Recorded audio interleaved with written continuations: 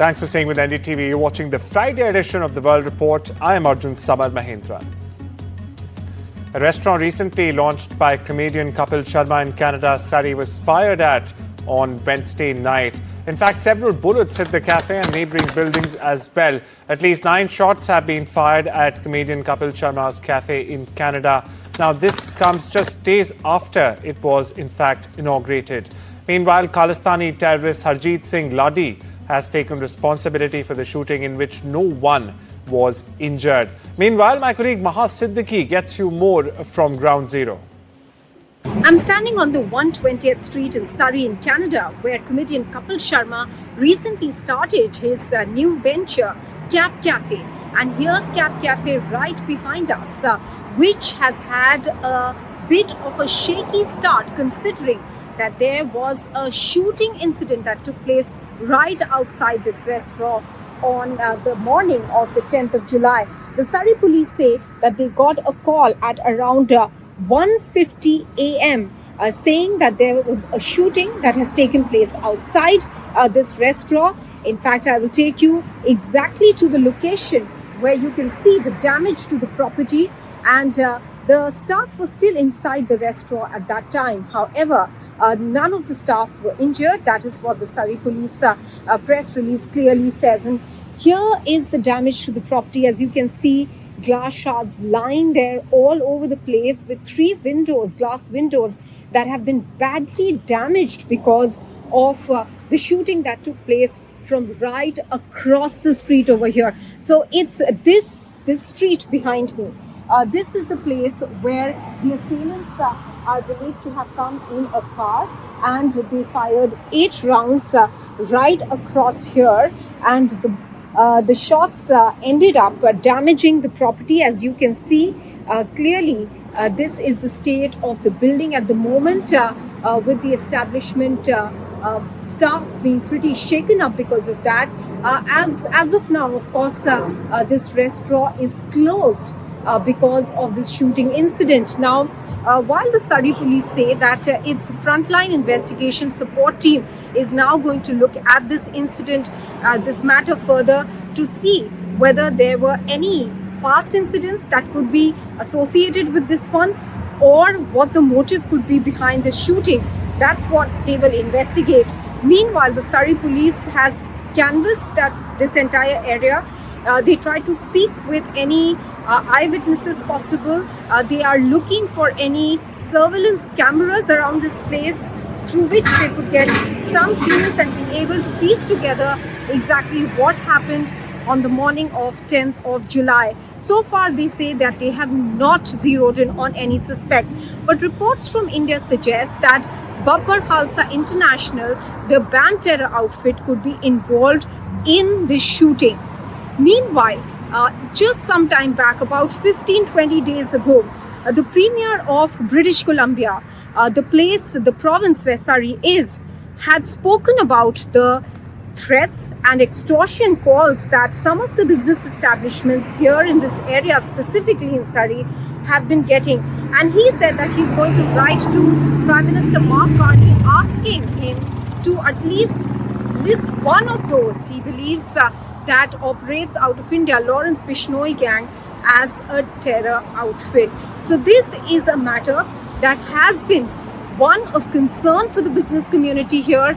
And as you can see, this entire area, this 120th Street, has quite a few business establishments right behind or just next door to Cap Cafe. You can see a hair salon there. In fact, just across the street, there's a very popular chain of restaurants that you can also see one of their establishments right across the street. So this street has a lot of business establishments, and this issue is a matter of huge concern. And now this shooting that has taken place here, as you can clearly see, the damaged property there right behind me of Cap Cafe, is turning out to be a matter of major concern. In Surrey, in Canada, this is Maha Siddiqui for NDTV. US President Donald Trump on Thursday announced a 35% tariff on Canadian imports starting the 1st of August. He cited that Ottawa has retaliated with tariffs against Washington. Now, instead of working with the United States, Canada retaliated with its own tariffs, Trump said in his letter to Canadian Prime Minister Mark Carney. Not only this, he also attributed fentanyl as a reason for the rate in the letter and said, if Canada works with me to stop the flow of fentanyl, we will perhaps consider an adjustment to this letter. Now, the 35% tariffs will be separate from all sectoral tariffs, Trump said, threatening that the duty might very well be increased if Ottawa continues to retaliate. Social movements and supporters of Brazilian President Lula Inácio da Silva gathered for a demonstration on Thursday in Sao Paulo against American President Donald Trump and in favor of taxing the super rich. Now, the protest was scheduled by unions and leftist movements as a call for taxing billionaires and also confronting what organizers call an anti-people Congress. Now, this after Trump's announcements, the movement incorporated the critics of tariffs and its major effect on Brazil's economy. Meanwhile, President Lula had said that he would impose retaliatory tariffs on Washington if Trump follows through on a pledge to boost import taxes by 50% over the South American country's criminal trial against his predecessor, Jair Bolsonaro. Now, Lula also said he will trigger Brazil's reciprocity law approved by Congress only earlier this year if negotiations with the US fail. Here's more. Não, é um absurdo o que o Trump está fazendo. Ele, ao invés de estar cuidando do país dele, da população dele, que está passando necessidade, as pessoas estão lá na rua, debaixo de pontes e viadutos. Muito pior do que o Brasil. E ele vai querer meter o nariz, o dedo, não é nem o nariz, o dedo, num país alheio. Não pode. Ele tem que cuidar da vida dele, tratar bem os outros países ao redor e todo mundo viver em comunhão. A confrontation erupted Thursday between protesters and federal officials carrying out a raid in a Southern California farm, with authorities throwing canisters that sprayed what looked like smoke into the air to in fact disperse the protesters. Vehicles from Border Patrol and US Customs and Border Protection blocked the highway in a largely agricultural area of California's Camarillo. It was lined with fields and greenhouses. There were military-style vehicles and a helicopter also flying overhead. Meanwhile, Glasshouse Farm said on social media that it was visited Thursday by officials for Immigration and Customs Enforcement, or ICE officials as they are fully called, and in fact fully complied with agent search and warrants. The company has a permit to grow cannabis in the Ventura County and as of last year used half of the space for cannabis while half was dedicated to tomatoes and cucumbers, the Ventura County Star reported. Meanwhile, it was not immediately known which agencies participated in the raid. Now, the incident, viewers, comes as federal immigration enforcement agents have ramped up arrests in Southern California, heading to car washes, farms, and even Home Depot parking lots to take people into custody. Now, while stoking widespread fear among immigrant communities as well. Mohammad Javad Larijani, a former senior advisor to Iran's supreme leader Ayatollah Ali Khamenei, has suggested that US President Donald Trump could very well be attacked by Iran while sunbathing at his Mar-a-Lago mansion in Florida. Now, this threat comes 2 weeks after the US bombed Iran's nuclear and military facilities while interfering in Israel and Iran's 12-day war. Israeli Prime Minister Benjamin Netanyahu says he is hopeful of a hostage deal could happen in the coming days, but he is not backing down. Now, speaking in Washington, Netanyahu said Israel is ready for a permanent ceasefire in Gaza, but only if Hamas surrenders its weapons and control of the territory. I want to take them all out, he said, promising to free both living and deceased hostages in a possible 60-day truce. But he made one thing clear, the fight isn't over. If talks fail, Netanyahu warned we'd achieve our goals by another way, by force. However, as pressure keeps on simmering, the path to peace and victory continues to remain uncertain and in the shroud of the fog of war. Meanwhile, Russian Foreign Minister Sergei Lavrov and US top diplomat Marco Rubio held quote-unquote frank talks on the Ukraine war during a meeting on Thursday. Both sides said as Washington hit out at Moscow's lack of flexibility.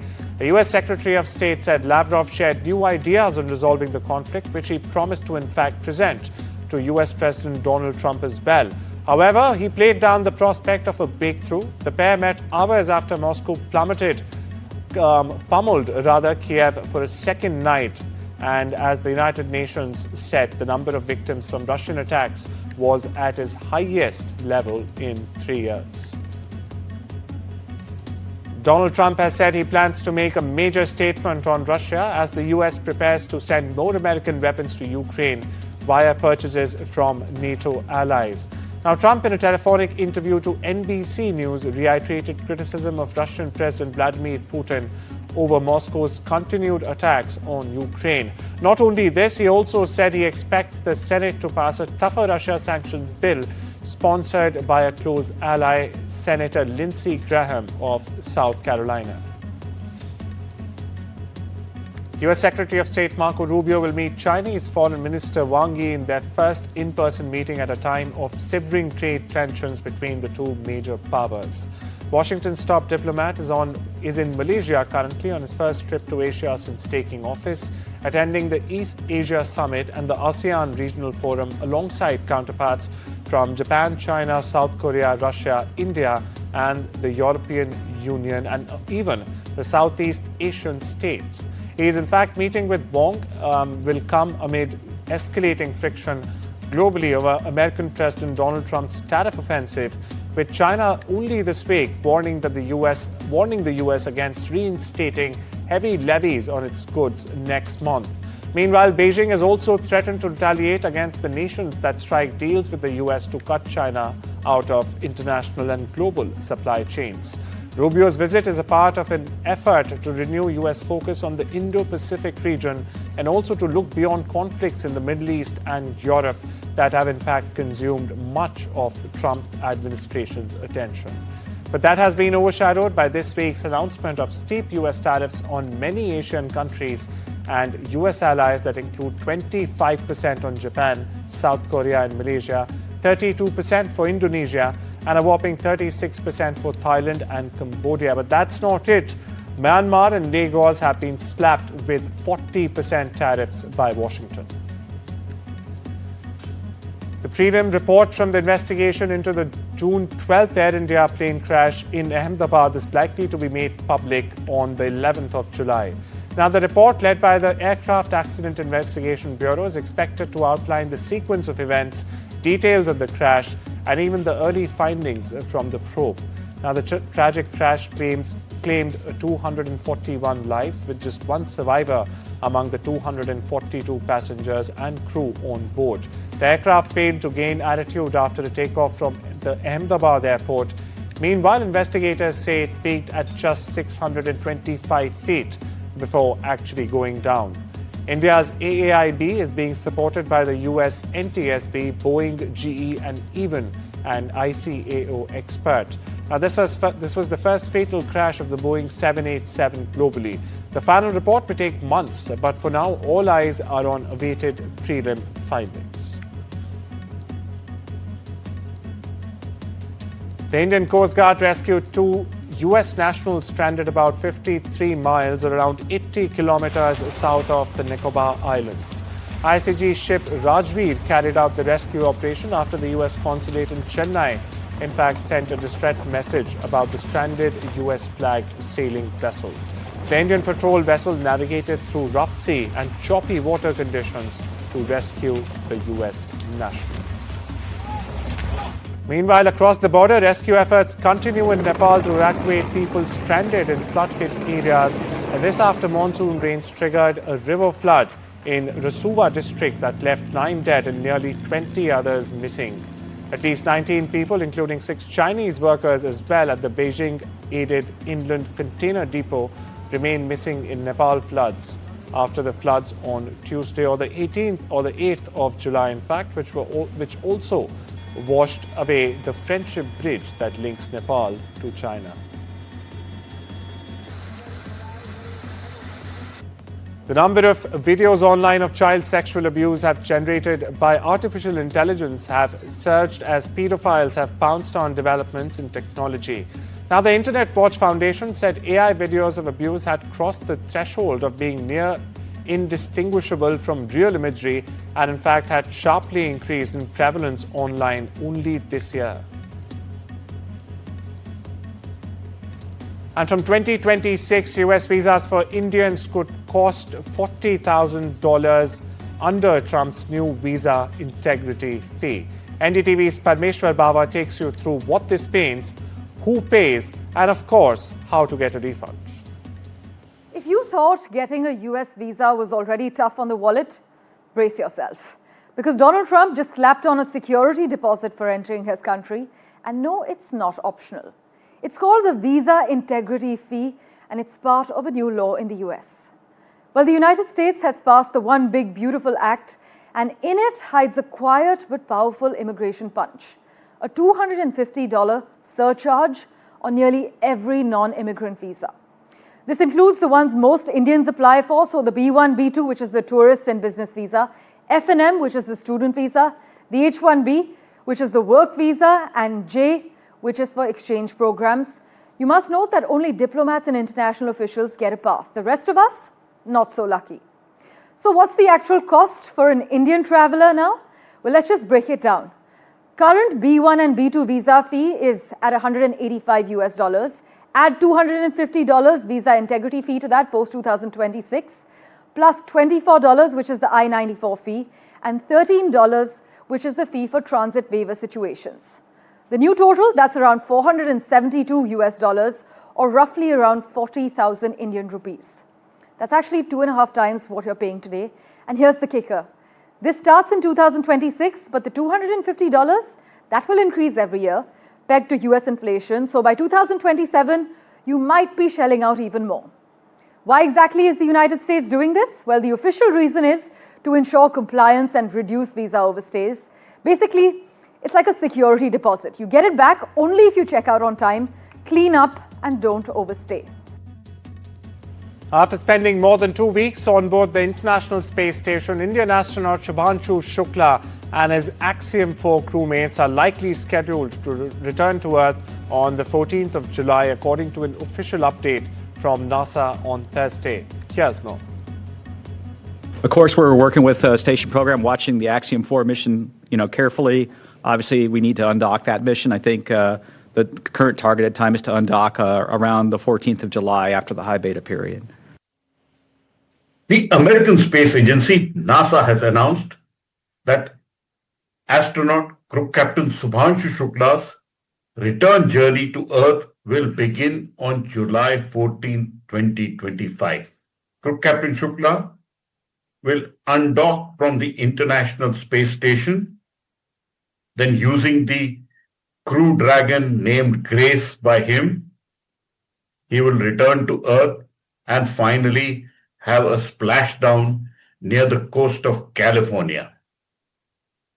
The exact timings of the undocking and of the splashdown have not yet been announced. He has become the second Indian astronaut to travel to space after Wing Commander Rakesh Sharma made that historic leap in 1984. Captain Shubhanshu Shukla made India proud, and the Axiom 4 mission, which is sometimes called Mission Akash Ganga, has really opened the frontiers of India doing research on microgravity. India now eagerly awaits the return of Group Captain Shubhanshu Shukla to Earth. In New Delhi, Pallav Bagla for NDTV. Much more on the other side. Don't go anywhere.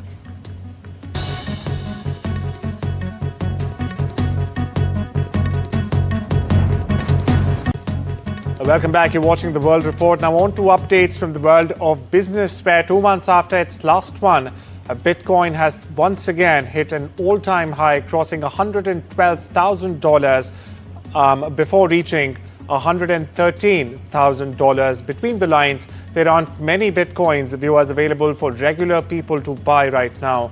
And this shrinking liquid supply is in fact putting a floor on price. And Justin Bieber is finally teasing his long-awaited 7th studio album, apparently called Swag. That's correct now, with a series of billboards and social media posts Thursday. Billboards depicting Bieber were found by fans in Iceland and Los Angeles with the word swag written all over them. Now, the singer also shared images of billboards on his official Instagram account that in fact appeared to depict a track list that included song names like All I Can Take, Walking Away and Dad's Love. Meanwhile, the first ever Birkin to have been created by Hermes, the bag was designed for the British actor and singer Jane Birkin. She used it nearly every day from 1985 to 1994, but it became the ultimate symbol of luxury. On Thursday, in fact, the bag was sold by auction house Sotheby's in an online sale of notable luxury fashion, including designs by Alexander McQueen and Christian Dior. Well, that's all we have for you this Friday. Take care and have a lovely weekend.